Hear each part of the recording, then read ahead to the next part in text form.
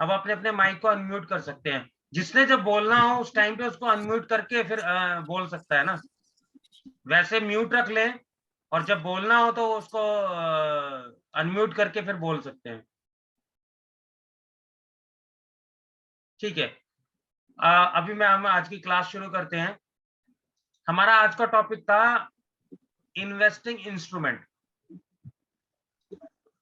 हम लोग सभी लोग पैसा इन्वेस्टमेंट करना चाहते हैं और इन्वेस्टमेंट करके अच्छे से अच्छा रिटर्न हासिल करना चाहते हैं। बट जो इंडियन टेंडेंसी है कि रिस्क कोई नहीं लेना चाहता। हर कोई क्या सेफ्टी का देखता है कि मैं बस इतना पैसा लगाऊं मुझे इतने का रिटर्न मिल जाए। अभी तक ये टेंडेंसी लोगों के अंदर चल रही थी, लेकिन लोग जैसे जैसे जागरूक होते जा रहे हैं, लोगों का एजुकेशन लेवल इंप्रूव होता जा रहा है, तो अब जो है रिस्की एसेट्स की तरफ भी लोगों ने देखना शुरू कर दिया है, क्योंकि रिस्की एसेट्स में रिटर्न अच्छा है। अब हमारे पास जो इन्वेस्टमेंट करने के लिए जो इंस्ट्रूमेंट हैं वो सब आपको स्क्रीन पे दिखाई दे रहे होंगे। इनको हम थोड़ा थोड़ा एक एक करके डिस्कस कर लेते हैं। एक होता है श्योर शॉट रिटर्न, जिनमें हमें श्योर रिटर्न मिलता है। उसमें सबसे पहला इंस्ट्रूमेंट है fix deposit into in bank. हर किसी को कभी भी इन्वेस्टमेंट की बात आती है तो सबसे पहले वो देता है, अरे भाई तूने कितने की एफडी करा रखी है। वो जाता है इन्वेस्टमेंट करने के नाम पे बैंक में जाता है, या तो एफडी खोल लेता है, या फिर उसमें कोई सुकन्या अकाउंट खोल लेगा या कोई पीपीएफ अकाउंट खोल लेगा। तो बैंक के अंदर जाके रिटर्न डाल देते हैं। उसमें on an average day by day जैसे एफडीए पे रिटर्न कम होता जाता है, वैसे वैसे रिटर्न कम होता आ ही रहा है। कभी किसी टाइम में बैंक 5% में डबल करता था पैसा, फिर 7% में डबल करने लग गया, 7 साल में डबल करने लग गया। आज मुझे नहीं पता, शायद 10 साल में भी पैसा डबल होता ही नहीं होता। तो नॉर्मल रेट ऑफ रिटर्न इनका 5% के करीब आ चुका है, जितने बड़े बैंक हैं। कुछ एक छोटे बैंक हैं, एयू बैंक हो गए, आरबीएल बैंक हो गए, वो अभी भी 7% का शायद एफडी पे इंटरेस्ट दे रहे हैं। उसके बाद हमें एक अच्छा लगता है कि चल यार, बैंकों से ज्यादा हमारे को पोस्ट ऑफिस में जाके डिपॉजिट कर देते हैं, वहां पे हमारे को थोड़ा अच्छा रिटर्न मिल जाएगा। वो कुछ लोग जिनके पास समय होता है वो जाके पोस्ट ऑफिस में जाते हैं, वहां पे जाके पैसा जमा कराते हैं, पैसा निकालते हैं, ये सब काम कर लेते हैं। उनको ऑन एन एवरेज 6 to 7% का आज की डेट पे रिटर्न मिल रहा होगा। उसके बाद पहले बहुत चलता था कि लोग चलो एलआईसी में कुछ हमारी रिस्क कवर हो जाएगा, एलआईसी वगैरह में, लाइफ इंश्योरेंस वगैरह में सेविंग कर लिया करते थे।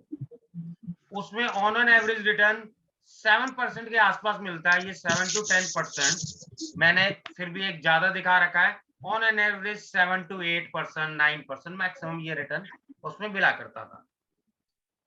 अब जो थोड़े से ज्यादा एजुकेटेड लोग हैं उन्होंने देखा कुछ कभी समय समय पे कंपनियां लोगों से लोन लेती हैं। जो लोगों से लोन लेती हैं तो उसके लिए कंपनियां डिवेंचर्स इशू करती हैं। जो स्टूडेंट्स कॉमर्स या फाइनेंस बैकग्राउंड से होंगे उनको डिवेंचर्स के बारे में पता होगा। मैं थोड़ा सा एक्सप्लेन कर देता हूं। जो हमारे देश में पब्लिक लिमिटेड कंपनियां रजिस्टर्ड हैं और उनको अपना इंफ्रास्ट्रक्चर बड़ा करना होता है, तो उनको मार्केट से पैसा उधार लेना पड़ता है। उनके पास दो तरीके होते हैं, एक वो बैंक से उधार ले लें, दूसरा लोगों से उधार ले लें, तीसरा लोगों में अपना कंपनी का शेयर इशू कर दें कि भाई लो भाई मेरा शेयर ले लो, और अगर प्रॉफिट होगा तो मैं तुम्हें प्रॉफिट दे दूंगा, प्रॉफिट नहीं होगा तो नहीं दूंगा। वो हर कंपनी की अपनी अपनी पॉलिसीज होती है। लेकिन जब कंपनियां डिवेंचर इशू करती हैं उसमें फिक्स जो है आपको रिटर्न मिल जाता है, कंपनी को प्रॉफिट होता है। तो अब ये तो सारे हमारे हो गए श्योर शॉट रिटर्न, जहां पे हमें जो लिख के दिया है वो तो मिलेगा ही मिलेगा। ठीक है, तो इस तरीके से लोगों के लिए श्योर शॉट रिटर्न होता था, बट इसमें रिटर्न हमें एवरेज मिला करता था। अब उसके बाद आ जाती है हमारे पे रिस्की एसेट्स, जहाँ पे हमारे को हमारा पैसा कम भी हो सकता है, हमारा पैसा ज्यादा भी हो सकता है, हमारा पैसा बहुत ज्यादा भी हो सकता है। अब बस अभी इंडियन ट्रेडिशनल के अकॉर्डिंग लोगों को प्रॉपर्टी बहुत पसंद थी। कि भाई चलो यार प्रॉपर्टी में इन्वेस्टमेंट करते हैं, यहाँ प्रॉपर्टी ले लो और देखो जी हमारा 3-4 साल में पैसा डबल हो जाएगा। कई बार 10-10 साल में पैसा जो है 4 to 5 टाइम्स भी हो जाता था। जब प्रॉपर्टी में बूम होया करता था देश के अंदर, तब लोगों ने बहुत पैसा प्रॉपर्टी में इन्वेस्टमेंट किया, लेकिन अब लास्ट 4 to 5 ईयर से प्रॉपर्टी में भी रिटर्न आना लगभग थोड़ा सा कम हो गया है और लिमिटेड रिटर्न रह गया है। लोगों को बहुत अच्छा सेफ लगता था गोल्ड में।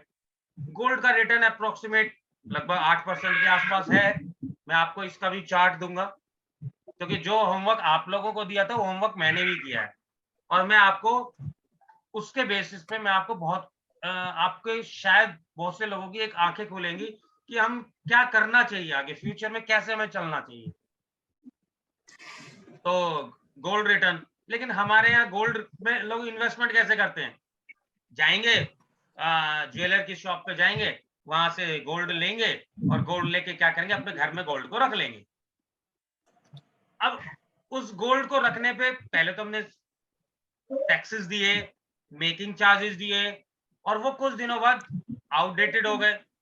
फिर हम उनको हमें बनाना है तो हम उनको लेके जाते थे और लेके जाते थे, फिर उनको डिस्पोज ऑफ कराते थे, फिर अपने आज के फैशन के हिसाब से नया वो गहने वगैरह बनवा लिया करते थे। कितने लोग हैं जो गोल्ड में इन्वेस्टमेंट करने के लिए गोल्ड बिस्किट रखा करते थे? मेरे ख्याल से बहुत ही कम लोग होते हैं। ठीक है।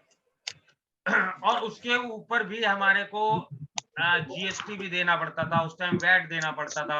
अगर हम बिस्किट्स वगैरह लेते थे, बैंक से अगर लेते हैं तो ऑटोमेटिकली थोड़ा सा कॉस्टली पड़ता ही है। हम एक्स्ट्रा पैसे दे ही रहे हैं उस इन्वेस्टमेंट करने के लिए, तो इसलिए ये भी थोड़ा सा इतना, हाँ सेफ्टी है इसके अंदर कि ये कभी गिरता नहीं है, इतना ज्यादा नहीं गिरता है, रख लेते हैं चलता रहेगा।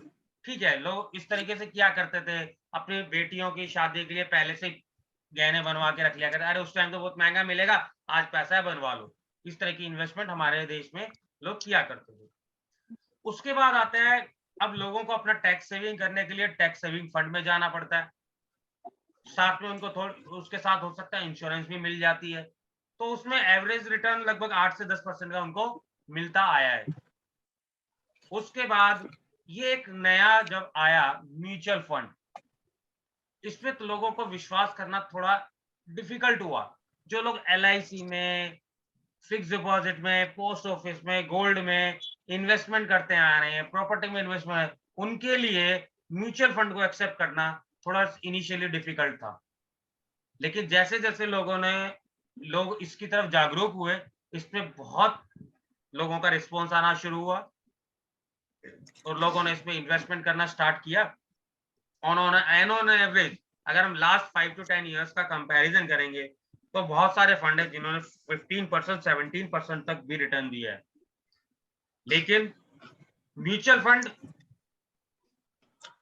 मार्केट से लिंक्ड होता है, रिस्क होता है, इसलिए उसमें लोग जाने से घबराते हैं और बहुत कम लोग इसमें इन्वेस्टमेंट किया करते थे कि भाई इसमें तो कोई गारंटी नहीं है, अरे फिक्स डिपॉजिट में कराएंगे तो हमारे को इतनी गारंटी मिलेगी।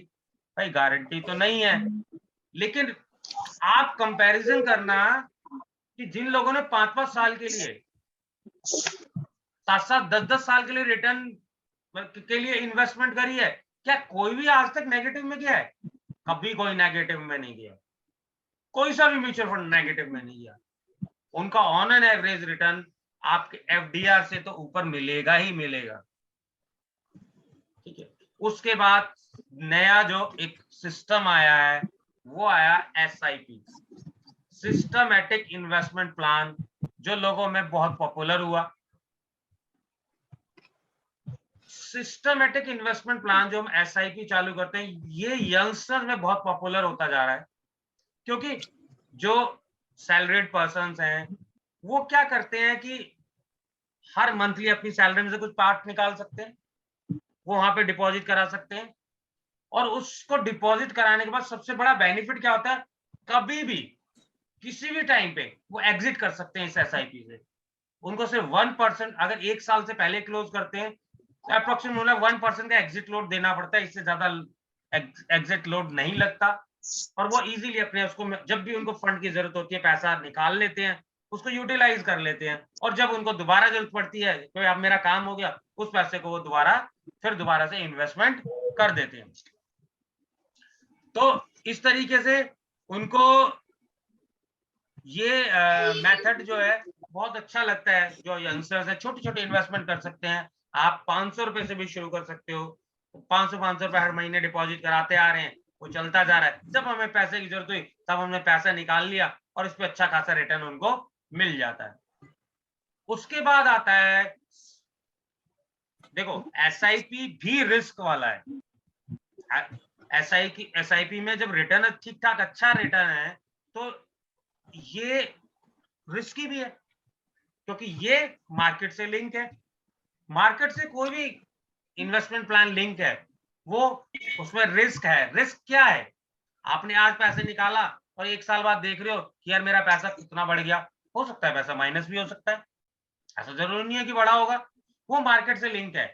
तो इसलिए, लेकिन अगर आप का व्यू 3 to 5 इयर्स का है तो आपको कभी नेगेटिव नहीं रिटर्न मिलेगा। अगर हमारे देश की आपको इकोनॉमिक्स में बिलीफ है तो एसआईपी भी आपके लिए उतना ही सेफ है जितना एफडीआर में आप पैसा जमा कराना सेफ समझते हो। बस आपका व्यू लंबा होना चाहिए। शॉर्ट पीरियड के लिए ये एसआईपी और म्यूचुअल फंड नहीं बने हुए। आपका व्यू कम से कम 2 साल तो होना ही चाहिए। अगर इतना व्यू है, 2 से 5 साल का अगर व्यू है तो एसआईपी आपको ठीक ठाक रिटर्न दे देगा, एफडीआर के बराबर रिटर्न दे देगा। इसमें कोई ऐसा रिस्क नहीं लगता। बाकी कोई बहुत ही बड़ा कोई एक क्राइसिस आ जाए तो हो सकता है कि वो क्राइसिस हो सकता है कई बार 2-2 3-3 साल चल जाता है। लेकिन कितने ही मंदी के टाइम आए हैं, वो सब 2 से 3 साल में सब पूरे हो जाते हैं और दोबारा मार्केट एक नई हाई लेवल पे पहुंच जाता है। आपको कैलकुलेशन करने के लिए जो मैंने होमवर्क दिया था, वो इसीलिए दिया था कि हमारा जो सेंसेक्स का lowest level, highest level time to time क्या रहा, उससे आपको ये कॉन्फिडेंस मिल जाए कि अगर मार्केट नीचे भी गई है, तो कुछ ही समय में वो मार्केट दोबारा अपने हाई को तोड़ के हाई बना देती है, जैसा कि हमने कल भी डिस्कस किया था। उसके बाद आता है हमारा शेयर्स। शेयर्स के अंदर रिटर्न आप 10%, 20%, 30%, 50% और अनलिमिटेड रिटर्न तुम आप इसके अंदर ले सकते हो। अब ये डिपेंड करता है कि आप किस तरीके से इन्वेस्टमेंट करते हो, आपकी रिसर्च कितनी अच्छी है, आपके साथ जो इन्वेस्टमेंट एडवाइजर है उसकी रिसर्च कितनी अच्छी है, आप अपने पोर्टफोलियो को किस तरीके से बनाते हो, वो डिपेंड करेगा, जो कि हम लोग अपने इस पूरे कोर्स के अंदर सीखेंगे। इस पूरे कोर्स के अंदर हम शेयर कैपिटल में किस किस तरीके से आप इन्वेस्टमेंट कर सकते हो, इसके अंदर हम यही सीखेंगे। कब हमें शेयर में पैसा लगाना है, किस शेयर में कब पैसा लगाना है, कब उसमें से पैसा निकालना है। अपनी हम शेयर कैपिटल में हमने पैसा लगाया तो मार्केट में उतार चढ़ाव आता है, उस मार्केट के उतार चढ़ाव को कवर करने के लिए हम किस तरीके से अपनी पोजीशन को हेज कर सकते हैं कि अगर मार्केट में कोई एक कभी कभार शॉर्ट टर्म के लिए गिरावट आ जाए तो हम उसको अपने पोर्टफोलियो को कैसे कुछ हद तक उसको हेज कर सकते हैं। ये सब हम इस पूरे कोर्स के अंदर सीखेंगे। तो ये हमारा ये हमारे सारे इन्वेस्टमेंट इंस्ट्रूमेंट है जिसमें हम इन्वेस्टमेंट कर सकते हैं। और अगर जिस तरीके से आप शेयर कैपिटल में पैसा इन्वेस्ट कर सकते हो, इसी तरीके से आप गोल्ड में भी आप ऑनलाइन गोल्ड को बाय करके आप इन्वेस्टमेंट कर सकते हो। आप गोल्ड को बाय करोगे, अपने पोर्टफोलियो में रखोगे और जब मन करे, जब आपको ठीक लगता है, आप कभी ऑनलाइन बेच सकते हो। इसके लिए आपको फिजिकली अपने पास गोल्ड रखने की जरूरत नहीं है। आपको मान लो 10 साल के लिए गोल्ड रखना है, आप ऑफलाइन गोल्ड खरीदते हो, उसको लाते हो, घर में रख लेते हो। आप क्या करते हो, आप अपने लिए रिस्क क्रिएट करते हो। भाई गोल्ड घर में गोल्ड रखा हुआ है, कल को कोई आज मिस हैपनिंग हो जाती है, कोई चोरी हो जाती है, तो आप क्या करोगे? तो इन सब चीजों को देखते हुए आप, अगर आपको गोल्ड में इन्वेस्टमेंट करना है तो सिंपली बाय करो ऑनलाइन, आपके पोर्टफोलियो में ऐड हो जाएगा। टाइम टू टाइम आप ऑनलाइन अगर गोल्ड बाय करना चाहते हो तो आप छोटी-छोटी इन्वेस्टमेंट भी कर सकते हो। ₹1000, ₹2000, ₹5000, जब जितना मन करे उस हिसाब से उसमें इन्वेस्टमेंट करते रहो। गोल्ड में भी इन्वेस्टमेंट कर सकते हो एसआईपी के थ्रू। आप इन्वेस्टमेंट करते रहे, ठीक है? और वो आपको गोल्ड का रिटर्न मिल जाएगा। आप शेयर में इन्वेस्टमेंट कर सकते हो, एसआईपी में भी कर सकते हो, म्यूचुअल फंड में भी कर सकते हो। ये सब आप ऑनलाइन हमारा जो प्लेटफॉर्म है उसके तरीके से उससे आप परचेज कर सकते हो। अब हमें इन्वेस्टमेंट कैसे करनी चाहिए? भाई शेयर कैपिटल में रिस्क ज्यादा है, तो अब इन सब चीजों को कवर करने के लिए क्या करते हैं कि हमें अपने पोर्टफोलियो को डाइवर्सिफाइड बनाना चाहिए। अब डाइवर्सिफाइड का मतलब क्या हो गया? मान लो मेरे पास 100 रुपए है, उस 100 रुपए को सारे के सारे 100 रुपए को मेरे को शेयर कैपिटल में नहीं लगा देना चाहिए। उसमें से मैंने 20 रुपए कहीं प्रॉपर्टी में इन्वेस्टमेंट कर दिए, 20 रुपए मैंने कहीं गोल्ड में इन्वेस्टमेंट कर दिया, 20 रुपए का मैंने म्यूचुअल फंड कर दिया, कुछ पैसे की मैं एसआईपी कर रखी है, कुछ पैसे को मैं शेयर कैपिटल में लगा रहा हूं। ठीक है, इस तरीके से आप देखोगे कि आपका पैसा एक इस तरीके से पोर्टफोलियो में डिवाइड हो जाएगा कि आपका किसी एसेट्स में किसी समय अगर मंदी चल रही है तो दूसरी एसेट में तेजी चल रही होगी, उससे आपका पोर्टफोलियो मेंटेन रहेगा। जिनको कम रिस्क लेना है वो इस तरीके से अपना डाइवर्सिफाइड पोर्टफोलियो भी बना सकते हैं। उस पोर्टफोलियो को बना के उनका ऑन एन एवरेज रिटर्न निकलता रहेगा, बट रिटर्न कम हो जाएगा। ठीक है, अब कुछ लोग क्या करते हैं कि हम शेयर में इन्वेस्टमेंट नहीं करना चाहते, क्यों? क्योंकि मुझे नहीं पता, मेरे पास इतना टाइम नहीं है कि मेरा शेयर कैसे कौन से शेयर में लगाना है। कोई शेयर तो बढ़ रहा है, कोई शेयर गिर रहा है, तो मैं कैसे डिसाइड करूं? मैं तो ये दिमाग लगा नहीं सकता। तो उसके लिए जो म्यूचुअल फंड वाले हैं, जिन्होंने इन्वेस्टमेंट एडवाइजर बना रखे हैं, जो पोर्टफोलियो को मैनेज कर रहे हैं, हमें अपना पैसा उनको दे देना चाहिए। हमें एसआईपी कर लेनी चाहिए, म्यूचुअल फंड में दे देना चाहिए, क्योंकि वो पैसा देने से वहां पे क्या होता है कि वो लोग खुद मैनेज कर रहे होते हैं। कब कौन सा शेयर खरीदना है, कब उन्होंने पैसा डेब्ट फंड में लगाना है, कब उन्होंने बॉन्ड्स में लगाना है, कब उन्होंने शेयर कैपिटल में लगाना है, वो हमारे फंड को अपने तरीके से मैनेज करते रहते हैं। और on an average 5 to 10 years में आपको अच्छा हेल्दी रिटर्न 10 टू 12% आपको इजीली मिल जाता है। लेकिन अगर आप 10-20% से भी सेटिस्फाई नहीं हो रहे, तब आपको खुद ही इसको हैंडल करना पड़ेगा। आपको अपने रिस्की एसेट्स में जाना पड़ेगा और वो सिर्फ आपको शेयर्स में मिल सकता है। अब लोग कहते हैं बिटकॉइन में अच्छे, बिटकॉइन में भी लोगों को अच्छा रिटर्न दिया है, बट बिटकॉइन अभी सिस्टमैटिक नहीं हुआ। बिटकॉइन में आपको कुछ नहीं मिल रहा। आप एक बिटकॉइन खरीद रहे हो तो वो पैसा कहाँ लग रहा है, क्या आ रहा है आपके पास में? अब आप पैसा अगर किसी कंपनी में इन्वेस्टमेंट कर रहे हो, शेयर में इन्वेस्टमेंट कर रहे हो, तो आप उतने परसेंट के मालिक बन रहे हो, उससे आपको डिविडेंड मिल रहा है।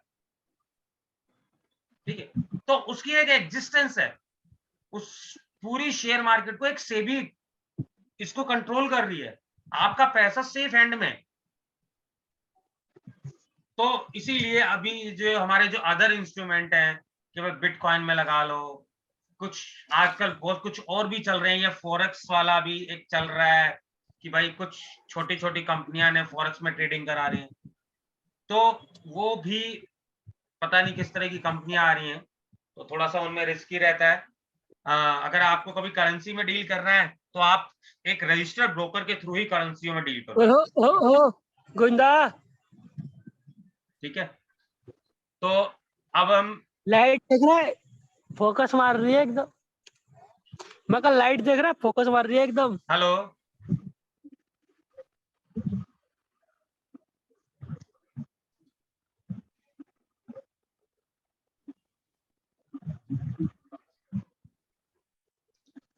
हाँ जी, अब हम इसमें चलते हैं। इसमें मैं आपको जो आज मैं दिखाना था आपको,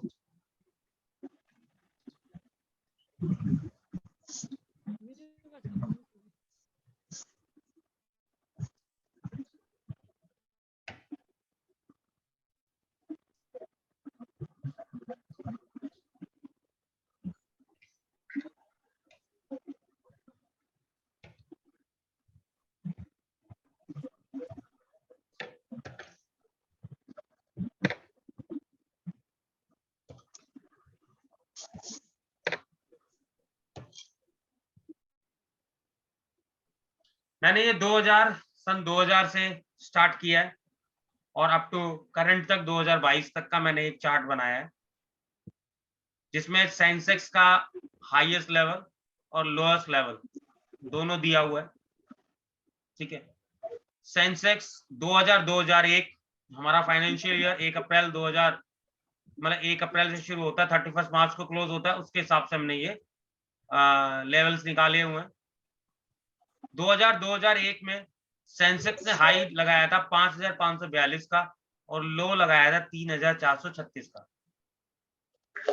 2002 में सेंसेक्स का हाई रह गया 3759 का और लो 2594 का, और हमारा मार्केट ने रिटर्न दिया था -32%, यानी उस टाइम पे मार्केट 50 आधी हो गई, 5500 से 3700 पे आ गया हमारा सेंसेक्स। तो 32% का रिटर्न -32% का रिटर्न मिला एक साल में।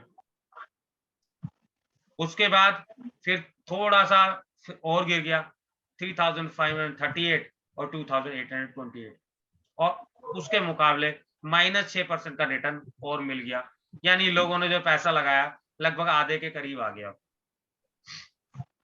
अब 2 साल मार्केट गिरी, अब तीसरे साल देखो क्या हुआ, ये 3538 का जो लो था मतलब हाई था, ये कन्वर्ट हो गया 6249 में, यानी जो 2000 का लेवल था वो 2004 तक फिर वापस आ गया, और इस टाइम पे मार्केट ने पूरा 77% का रिटर्न दिया। जो मैंने आपको कल एक बात करी थी कि मार्केट जब गिर रही है ना, धीरे धीरे ये गिरी और गिर के जब एक बार बाउंस आता है, वो एकदम अचानक बाउंस आ जाता है। ये देखो कितना अच्छा बाउंस हुआ। उसके बाद से सन 2004 से लेकर 2008 तक 4 साल तक मार्केट ने कंटिन्यूअसली हैंडसम रिटर्न दिया, और हमारा मार्केट इन 4 साल में 6200 से लेके और 21000 आ गया। सेंसेक्स 2007-8 में 21000 आ गया, कितना गजब का रिटर्न आया, और हमारी मार्केट का ये रिटर्न हर ईयरली कैलकुलेट हो रहा है। 77% का रिटर्न, 11% का रिटर्न, फिर 63% का रिटर्न, 30% का रिटर्न, 44% का। जब कंटिन्यूअसली इतने साल तक बढ़ी है तो थोड़ा सा रिसेशन आना बनता है। तो ये एक बार 2008-9 में थोड़ा सा मार्केट नीचे की तरफ गई और -16% का रिटर्न दे दिया। ठीक है, उसके बाद ये अप्रोक्सीमेटली लगभग नेग्लिजिबल रिटर्न आया, इसलिए इसको यहाँ 0% दिखा रहा है। इस तरीके से कंटिन्यूअसली आपको रिटर्न यहाँ पे आता रहा। ये कुछ गोल्ड के प्राइसेस भी लिखे हैं मैंने। गोल्ड सन 2001 में जिसका हाई था 4300, 2002 में 4990, इस तरीके से गोल्ड का ये रिटर्न चलता रहा। अब गोल्ड देखोगे कंसिस्टेंटली थोड़ा रिटर्न कुछ ना कुछ देता रहा, सिर्फ किसी ना किसी एक आध साल को छोड़ के माइनस में रिटर्न दिया। गोल्ड ने रिटर्न पॉजिटिव ही दिया, क्योंकि उस टाइम हमारे इंडियन में क्या होता था कि हम लोग गोल्ड को प्रेफर करते थे, लोग गोल्ड बाय करते थे, गोल्ड की तरफ रुझान अच्छा था। जब गोल्ड की तरफ रुझान अच्छा था तो लोग गोल्ड, तो थोड़ा सा गोल्ड में कंसिस्टेंटली रिटर्न ठीक ठाक मिलता रहता था लोगों को। और इस सेंसेक्स में जो शेयर मार्केट है, रिस्की एसेट्स है, इससे लोग घबराते जाते थे। अब ये ऑपोजिट होता जा रहा है, धीरे धीरे लोगों का रुझान शेयर मार्केट में ज्यादा आने लग गया है और गोल्ड की तरफ इंटरेस्ट कम हो रहा है। आप देख सकते हो गोल्ड ने हाई मारा था 55,000 का जब कोरोना पीक पे आ गया, और 55,000 का लेवल अभी तक तो आया नहीं दोबारा से, और 55 से वो 42,000 तक नीचे गया था। तो वो नहीं आया, लोगों का अब गोल्ड की तरफ रुझान कम हो गया और इनका ज्यादातर ध्यान लोगों का मार्केट पे रहता है, शेयर्स पे रहता है, सेंसेक्स पे रहता है, क्योंकि जब भी गिरावट मिलती है इस समय नीचे की तरफ लोग खरीदने वाले बहुत लोग बैठे हुए। रिटेल पार्टिसिपेशन पीछे लास्ट 2 से 3 साल में बहुत बढ़ा है, जिसकी वजह से अभी आप अगर जो वॉच करते होंगे मार्केट को, जो फॉरेन इन्वेस्टर्स हैं उन्होंने शेयर मार्केट से काफी पैसा निकाला है, उसके बावजूद हमारी मार्केट इतनी नहीं गिरी जितनी कि यूएस मार्केट गिरी है। हमारी मार्केट कम क्यों गिरी? क्योंकि हमारे देश में रिटेल पार्टिसिपेशन बहुत बढ़ गया है, लोगों ने एसआईपी काफी चालू कर रखी है, सब एसआईपी में दे रहे हैं, म्यूचुअल फंड में पैसा दे रहे हैं। हम लोग देखो, हम लोग दो तरीके से पार्टिसिपेट करते हैं, एक तो डायरेक्ट शेयर मार्केट में पैसा लगा के, दूसरा एसआईपी में देके, तीसरा म्यूचुअल फंड में देके। तो हम पैसा दे रहे हैं, तो डीआईआईज जो हमारे डोमेस्टिक इन्वेस्टर्स हैं, वो क्या करते हैं, वो इंस्टीट्यूशंस है जो, वो क्या करते हैं, हमारा पैसा शेयर्स में ही लगाते हैं। तो इनडायरेक्ट वे में जो है शेयर मार्केट में ही पैसा लगता है। हमारे डीआईआईज के पास काफी पैसा था, उन्होंने हर गिरावट पे पैसा लगाते रहे, हम लोगों का पैसा लगाते रहे, और एक दोबारा से हमारे मार्केट को 18,000 के लेवल पे फिर से मार्केट को पहुंचा दिया। तो एफआईज का इतना पैसा निकलने के बावजूद भी आज भी हम 18,000 के लेवल पे हैं। तो ये कॉन्फिडेंस आपको मिलना चाहिए कि आने वाले टाइम में हमारी मार्केट का भविष्य, हमारी इकोनॉमिक का भविष्य बहुत अच्छा है। वो दिन नहीं जा रहा जब हम यूएस मार्केट के कंपैरिजन में होंगे। अभी हमारी मार्केट यूएस मार्केट को देखकर बढ़ती और घटती है, लेकिन आने वाले टाइम में हमारी मार्केट भी इंडिपेंडेंटली चलेगी, क्योंकि जब अब धीरे-धीरे पार्टिसिपेशन एफआईज का हमारी तरफ दोबारा आना शुरू हो गया है। क्यों शुरू हो गया? क्योंकि उनको यहाँ पे ग्रोथ दिखाई दे रही है। ठीक है, अच्छा, अब अब हम चलते हैं कि अब हम इसमें देखते हैं रिटर्न क्या मिलता है।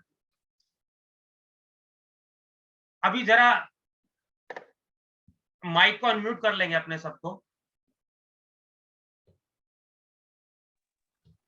यहाँ पे देखो, किसी ने 1 रुपया इन्वेस्टमेंट किया,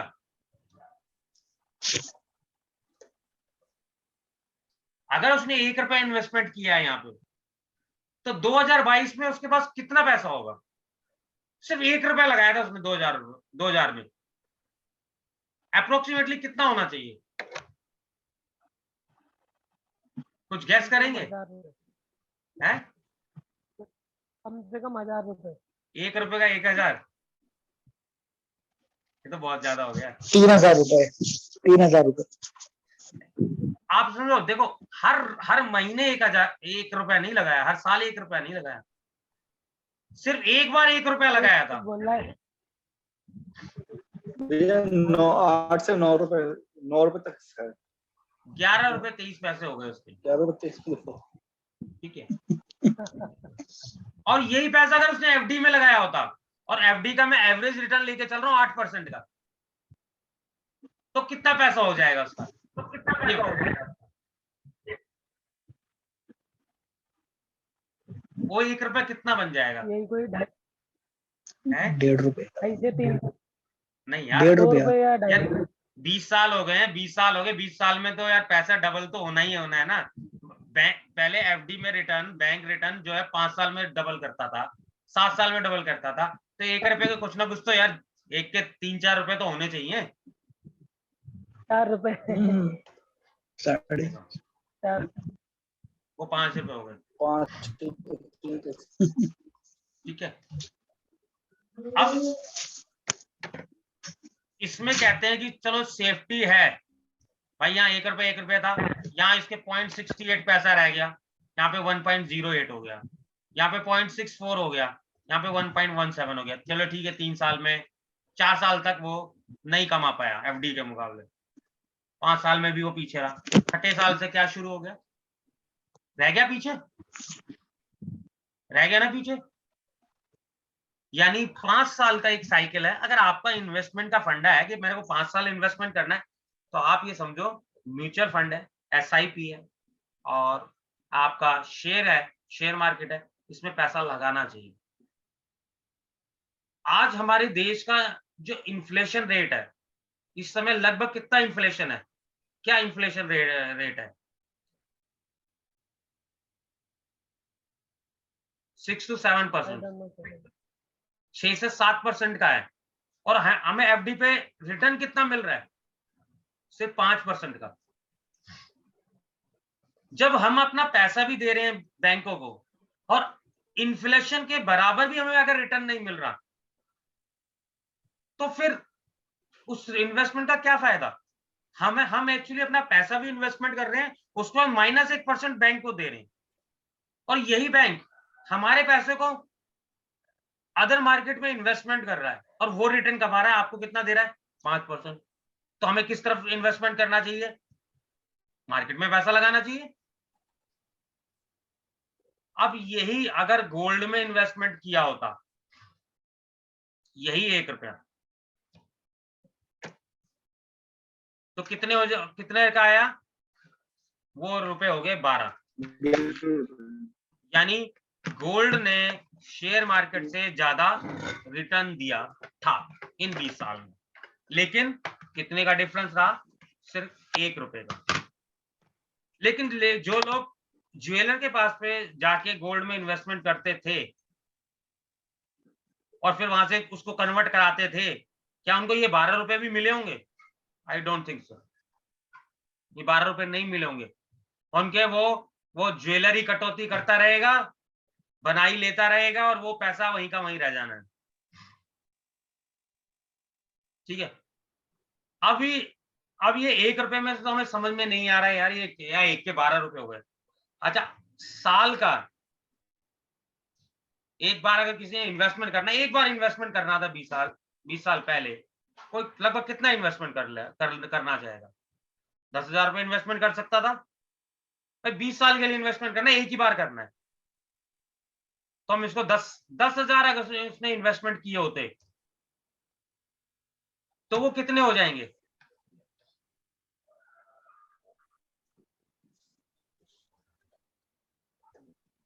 बताइए।